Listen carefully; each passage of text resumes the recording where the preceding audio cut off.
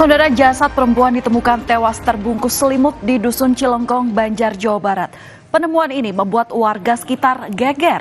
Usut punya usut, korban ini tewas karena dibunuh. Para pelaku pembunuhan telah ditangkap polisi dan ironisnya otak dari pembunuhan ini merupakan calon anggota legislatif DPR RI. Lalu, bagaimana peristiwa ini terjadi dan apa yang menjadi motif pelaku menghabisi nyawa korban? 3 hari setelah ditemukan, saudara, identitas korban akhirnya terungkap. Korban ini adalah Indriana Dewi Eka Saputri. Mengetahui adiknya tewas, Roni yang merupakan kakak dari korban langsung mendatangi ruang pemulasaran RSUD Banjar. Air mata tak henti-hentinya mengalir hingga ia pun harus ditenangkan oleh kerabatnya. Dirinya syok. Pasalnya, korban ini terakhir berkomunikasi sepekan sebelum ditemukan tewas. Saat itu korban berpamitan kepada sang kakak untuk bermain ke Puncak Bogor bersama dengan temannya. Tanggal 15 dia minta, "Kak, tolong transfernya untuk udah itu terakhir udah saya lihat di sini udah nggak ada komunikasi lagi. Saya mohon untuk polisian Polres Banjar, Polda Jakarta minta tolong untuk segera ditangkap. Ini kejam, Pak, kejam." Jasad korban ditemukan di bibir jurang di Jalan Kota Banjar, Tasikmalaya.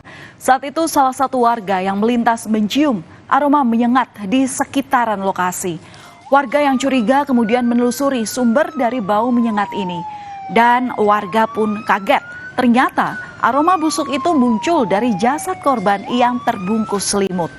Sontak penemuan ini pun membuat warga sekitar geger. Pasalnya, tak ada warga yang mengetahui identitas korban. Polisi pun melakukan penyelidikan dan memeriksa sejumlah saksi. Dan setelah melakukan penyelidikan, polisi akhirnya menangkap 3 pelaku pembunuhan Indriana. Mereka yakni Didot Alfiansyah, Devara Putri Prananda, dan Muhammad Reza. Usut punya usut, saudara, pelaku Didot Alfiansyah ini merupakan pacar dari Indriana atau yang menjadi korban dalam peristiwa ini. Dan diusut ia ini memiliki motif ingin balikan dengan mantan pacarnya yakni Devara Putri Prananda. Devara yang ternyata merupakan caleg DPR RI ini dari Partai Garuda memberikan syarat khusus kepada Didot. Syarat itu yakni ia tidak mau lagi melihat korban. Pelaku Didot dan Devara pun langsung menghubungi Muhammad Reza untuk menghabisi nyawa korban dan memberinya imbalan yang cukup besar.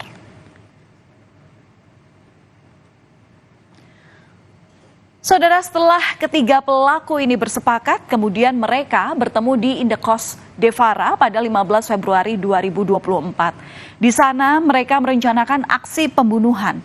Pelaku Devara memberikan usulan terkait rencana bagaimana untuk membunuh korban. Ia mengusulkan eksekusi pembunuhan ini dilakukan tanpa harus meninggalkan sidik jari. Selain itu, ia juga meminta eksekusi ini dilakukan di tempat yang sepi dan tak terdapat CCTV. Mereka pun akhirnya juga memutuskan untuk menggunakan mobil sewaan. Kemudian, pada hari Selasa 20 Februari 2024, pelaku Didot bersama dengan Muhammad Reza membawa korban jalan-jalan ke Puncak Bogor. Mereka menuju Bukit Pelangi dan tiba di lokasi pukul 19:30 waktu Indonesia Barat. Mereka sempat mampir ke sebuah warung untuk makan malam dan kemudian mereka melanjutkan perjalanannya. Namun di tengah perjalanan pelaku Didot menghentikan kendaraannya sejenak dan memberi kode kepada pelaku yang bernama Reza untuk membunuh korban. Dan setelah dibunuh, korban kemudian dibawa ke indekos pelaku Devara. Mayat korban ini ditaruh di bagian jok belakang mobil dan ditutupi menggunakan selimut. Tak berhenti di sini, saudara, para pelaku kemudian berencana membuang korban ke Laut Pangandaran pada hari Kamis 22 Februari 2024. Di tengah jalan, mobil mereka sempat mogok sehingga harus dibawa ke bengkel yang berada di wilayah Banjarsari, Kota Banjar. Nah, mogoknya mobil mereka ini memaksa ketiganya harus menginap semalaman. Dan esok harinya, Jumat 23 Februari pada dini hari, pelaku Reza diminta untuk membuat jasad korban. Para pelaku sempat mengambil semua barang milik korban seperti perhiasan hingga jam tangan mewah sebelum akhirnya membuang korban ke jurang yang lokasinya sekitar 100 meter dari bengkel tempat mereka memperbaiki mobil. Polisi melakukan rekonstruksi di lokasi pembunuhan di Jalan Bukit Pelangi, Kecamatan Babakan Madang, Kabupaten Bogor, Jawa Barat. Berdasarkan hasil olah tempat kejadian perkara, para pelaku mengeksekusi korban yang masih berada di dalam mobil dengan cara menjerat korban hingga korban dinyatakan meninggal dunia. Lalu korban dibawa ke beberapa daerah di Jawa Barat hingga akhirnya korban dibuang di Kota Banjar yang ditutupi dengan selimut. Rekonstruksi juga dilakukan di Kota Banjar. Warga sekitar yang penasaran dengan bagaimana para pelaku yang membuang korban memadati lokasi rekonstruksi. Banyaknya warga membuat rekonstruksi dipindahkan ke area Polsek Banjar.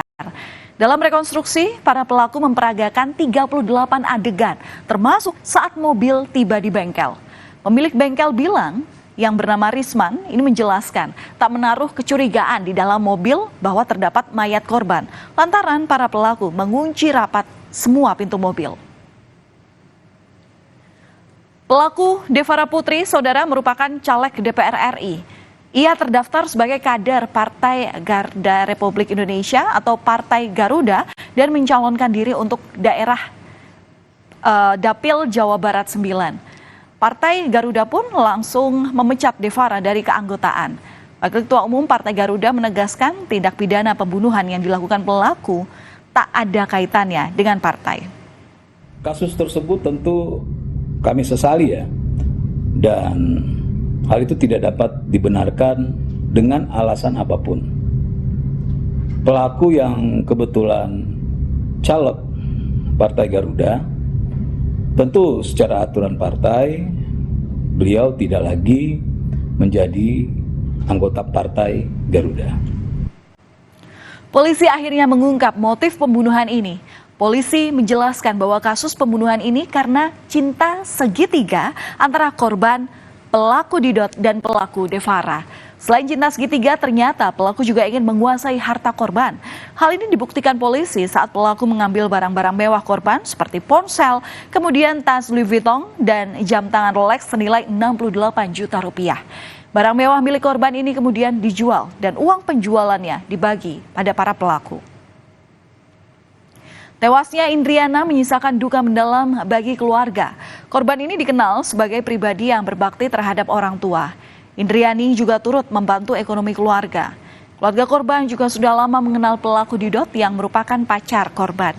Dan kini keluarga Indriani meminta agar para pelaku mendapatkan hukuman yang setimpal. Mintanya saya ya. Terus terang saya cuma anak satu-satunya yang ngedampingin ibunya, yang hidupin ibunya. Anak saya udah direncana anak saya. Pokoknya saya mintanya hukuman yang setimpal atau hukuman mati, gitu aja saya. Itu aja mas saya sebagai bapaknya. Apalagi anak saya udah nggak ada. Pembunuhan secara tragis ini membuat kita harus berhati-hati terhadap siapapun dan dalam kondisi apapun. Jangan sampai hanya karena cinta sampai membuat gelap mata. Kini para pelaku harus mendekam di balik jeruji besi karena mereka dijerat dengan pasal pembunuhan berencana dan terancam hukuman mati. Berita utama masih akan kembali usai jeda. Akibat cintanya ditolak, pria membakar 2 rumah. Polisi memburu pelaku yang kabur.